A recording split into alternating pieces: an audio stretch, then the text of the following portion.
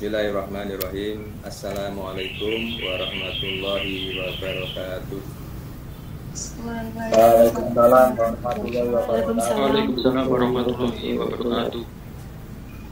Alhamdulillahirabbil alamin wassalatu wassalamu ala asyrofil mursalin wa ala alihi wa sahbihi ajmain. Asyhadu an la ilaha illallah wa asyhadu anna Muhammadar Rasulullah. Rabbi shrah li sadri wa yassir li amri wa hlul 'uqdatam min lisani yafqahu qawli. Amma ba'du. Bagaimana kabarnya anak-anak? Baik, Pak. Alhamdulillah baik, Pak. Alhamdulillah semuanya sehat ya. Di masa pandemi ini kami tetap menghimbau agar anak-anak selalu menjaga kesehatan ya, untuk selalu menjaga protokol kesehatan ya, dan semoga kita dilindungi oleh Allah Subhanahu wa taala ya. Baiklah anak-anak, untuk hari ini akan kita lanjutkan materi kita, namun sebelumnya silakan untuk memimpin doa Mas Bintang Pratama sebagai ketua kelas. Silakan Mas Bintang memimpin doa. Untuk mengawali kegiatan pembelajaran pada sore hari ini, mari kita berdoa. Berdoa mulai.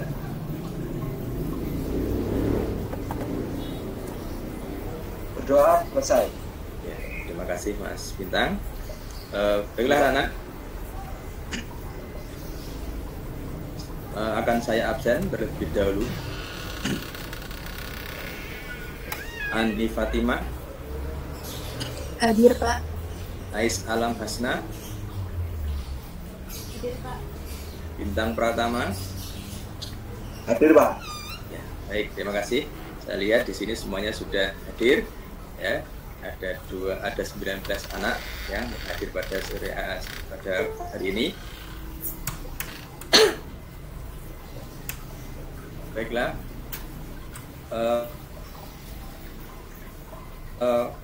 untuk materi yang lalu telah kita bahas bersama, yang itu terkait dengan ihsan. Apa yang dimaksud dengan ihsan? Siapa yang tahu ihsan? Ihsan adalah berbuat baik, Pak. Berbuat baik ya.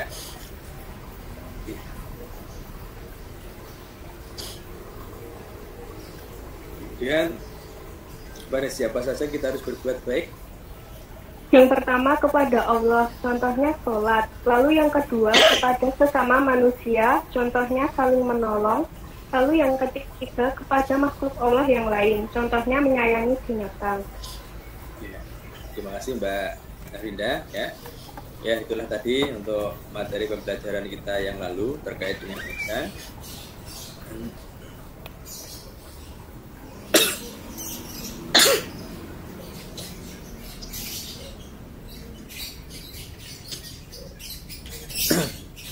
Dan pada sore hari ini, pada hari ini akan kita lanjutkan, yaitu materi kita terkait dengan munakahat ya. Siapa yang tahu dengan munakahat? Munakahat adalah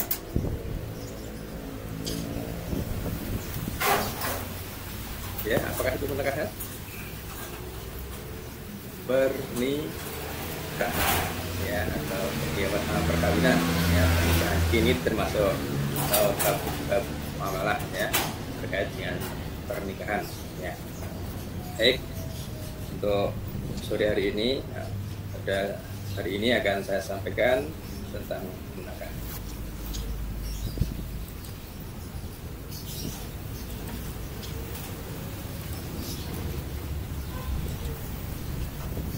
Oke, bagaimana ini untuk gambarnya? Tulisannya sudah terbaca ya?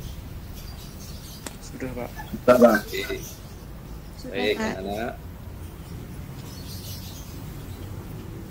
Pelajaran yang ketiga, yaitu alangkah bahagianya hidup berdua dengan pernikahan. Allah telah berfirman dalam surat Ar-Rum ayat 21, Bismillahirrahmanirrahim. Wa min ayatihi an khalaqalakum min anfusikum azwajan litaskunu ilaiha wa ja'ala bainakum mawaddah wa rahmah inna fi dzalika laayatil liqaumin yatafakkarun.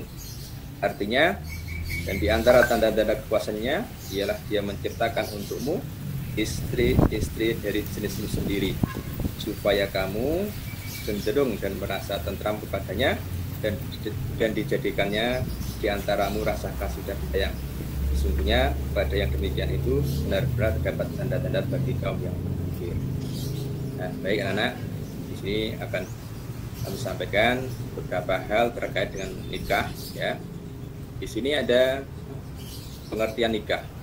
Nikah adalah suatu akad yang menghalalkan pergaulan antara seorang laki-laki dengan perempuan yang bukan muhrim dan menimbulkan hak dan kewajiban antara keduanya. Kemudian beberapa hukum nikah, ada jaiz, ada sunnah, ada wajib, ada makruh, ada haram. Kemudian tujuan nikah. Tujuan nikah adalah memperoleh kebahagiaan dan ketentraman hidup, kemudian memperoleh keturunan yang sah, menjaga kehormatan dan harkat manusia, kemudian mengikuti sunnah daripada Rasulullah Muhammad SAW. Ya, baik anak-anak. Sebelumnya akan kami sampaikan daripada tujuan pembelajaran pada hari ini. Ya, yang pertama adalah dengan memahami yang ada di PowerPoint ini, saya harapkan siswa mampu menerangkan pengertian nikah dengan benar. Kemudian dengan memperhatikan slide PowerPoint ini, siswa mampu mengemukakan ya hukum dan tujuan daripada nikah dengan benar. Kemudian dengan bimbingan guru melalui media daring, siswa mampu menganalisa syarat dan rukun nikah dengan benar. Dan dengan mengamati video pembelajaran yang ditampilkan, siswa mampu menyimpulkan ketentuan nikah dan hikmah nikah dengan benar. Nah, baik, nah, saya lanjutkan. Rukun nikah. Rukun nikah ada berapa? Ada beberapa, ya. Ada calon suami, ada calon istri, ada wali, ada 2 orang saksi, ada sibat atau ijab kabul. Ya, baik. Ini yang namanya rukun nikah. Jadi kalau misalnya di sini dalam pernikahan itu ada salah satu yang tidak ada, maka pernikahannya menjadi batal. Oke, ya. Kemudian dalam pernikahan di sini tentu saja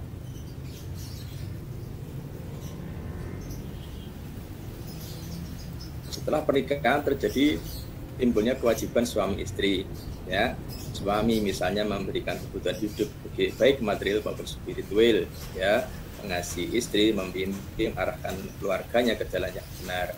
Kemudian istri punya kewajiban juga menjaga kehormatan diri, membantu suami dan mengatur rumah tangga. Ini. Kemudian hikmahnya perkawinan apa? Ternyata dalam perkawinan itu mampu untuk memelihara diri seseorang dari terjerumus ke dalam kancah kerusakan akhlak dan keburukan yang merusak masyarakat atau merugikan masyarakat.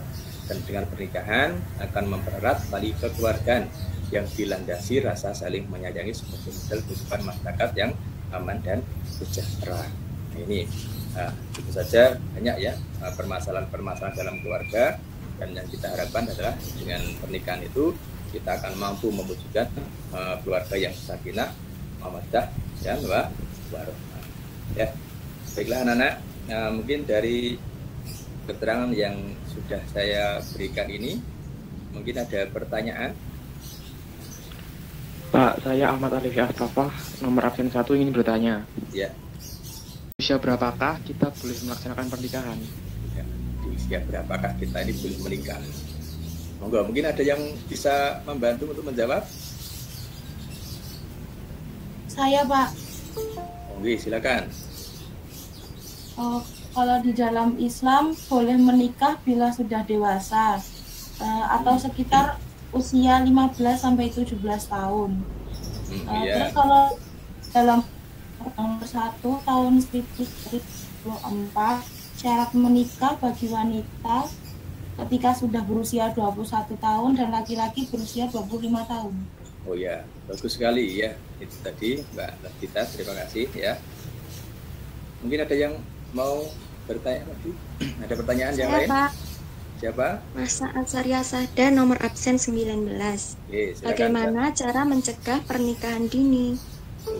Baik, mungkin ada yang tahu bagaimana supaya kita mampu untuk mencegah pernikahan dini?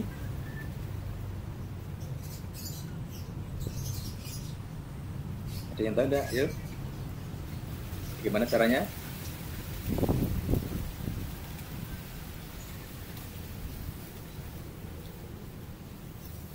silakan.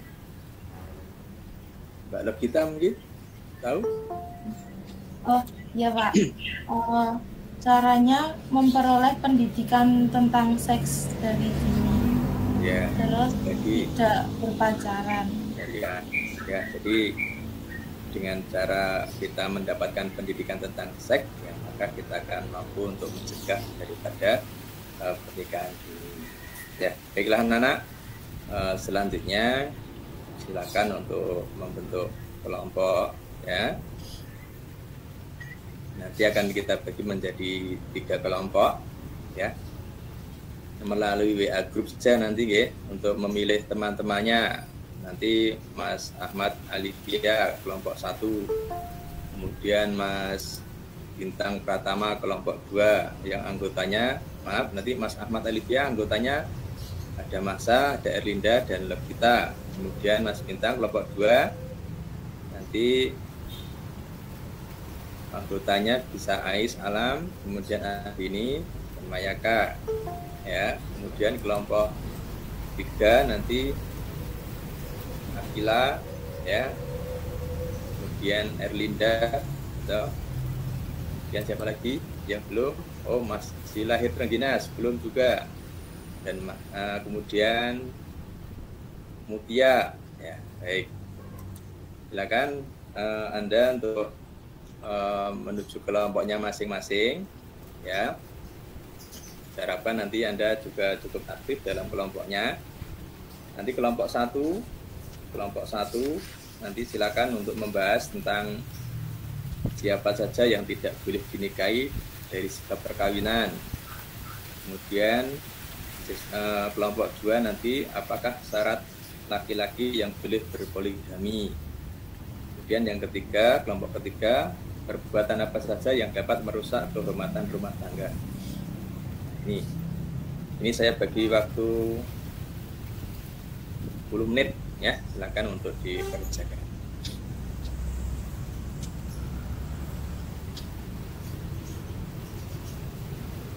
Yuk silakan.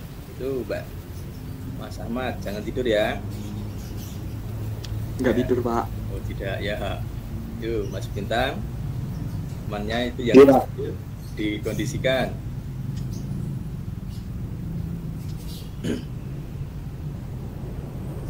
Baik anak-anak, waktunya sudah habis, ya. Kemudian silakan untuk menyampaikan hasil daripada diskusinya, ya. Kelompok 1, silakan.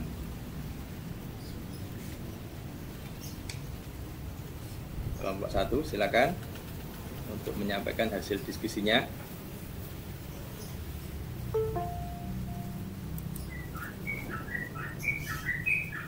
Yuk, salah satu dari kelompok 1. Mas Ahmad, Mas Mbak Logita. Ya, silakan Mas Ahmad. Kelompok yang tidak boleh dinikah itu antara lain ibu, nenek, tante, keponaan, 2 orang wanita yang sekandung anak perempuan. Ya. Mungkin dari kelompok yang lain ada yang mau membantu? Atau sudah cukup? Ya. Oke, kelompok 2. Kelompok 2 silakan. Siapa tadi? Mas Bintang. Ji, Pak. Ya, Apakah syarat laki-laki yang boleh berpoligami? Syaratnya antara lain 1. Atas izin istri. 2. Istri sudah tidak mampu melayani suami. 3. Adil terhadap semua istri. Wah, ya bagus. Ya, jadi itu ya, untuk berpoligami ada beberapa syarat yang harus dimiliki. Di antaranya adalah izinnya istri. Istri sudah tidak mampu melayani suami, ya, dan laki-laki harus mampu berlaku adil. Baik, yang ketiga, silakan yang 3.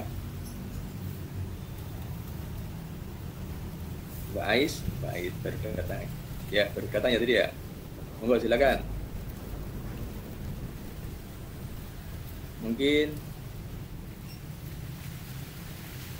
Mbak Erinda, coba Mbak Erinda.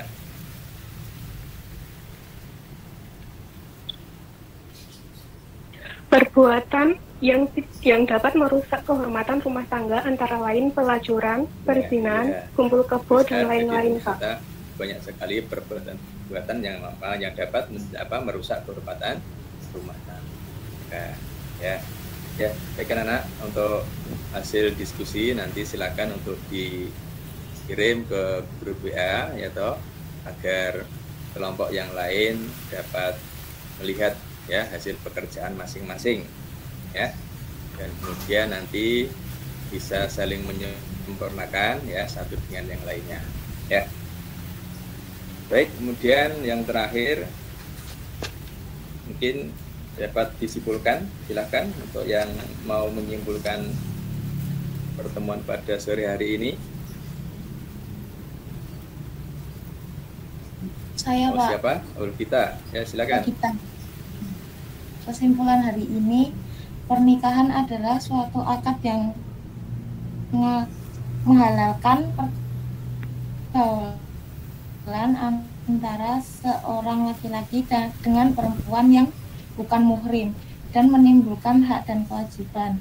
Terus tujuan menikah adalah 1. Memperoleh kebahagiaan dan ketentraman hidup, 2. Memperoleh keturunan yang sah, 3. Menjaga kehormatan dan hakikat manusia, 4. Mengikuti sunnah Rasulullah Muhammad SAW. Ya, baik anak, demikian untuk kesimpulan yang telah disampaikan oleh Mbak Lovita Kusuma Putri, dan saya harapkan nanti Anda juga sudah bisa memahami. Nah, kemudian nanti silakan Anda membuka ya lembar kerja peserta didik yang sudah saya share ke WA group, nanti bisa dikerjakan ya. Kemudian nanti akan dapat dilihat nilainya secara langsung dari hasil pekerjaan kalian ya. Ini. Kemudian nanti hasil dari diskusi Anda kalian akan saya share juga melalui WA group ya, kemudian untuk dijadikan sebagai nilai tugas ya. Baiklah anak-anak, saya kira demikian untuk pertemuan hari ini, semoga bermanfaat, dan sekali lagi marilah kita bersama-sama untuk selalu menjaga kesehatan kita ya, kita selalu protokol kesehatan selalu dilaksanakan ya dengan baik, dan saya harapkan Anda tetap semangat untuk selalu belajar dan belajar. Oke, baik anak-anak, marilah pertemuan pada sore hari ini kita tutup dengan berdoa. Silakan Mas Bintang Pratama untuk memimpin doa. Untuk mengakhiri pembelajaran pada sore hari ini, mari kita berdoa. Berdoa mulai.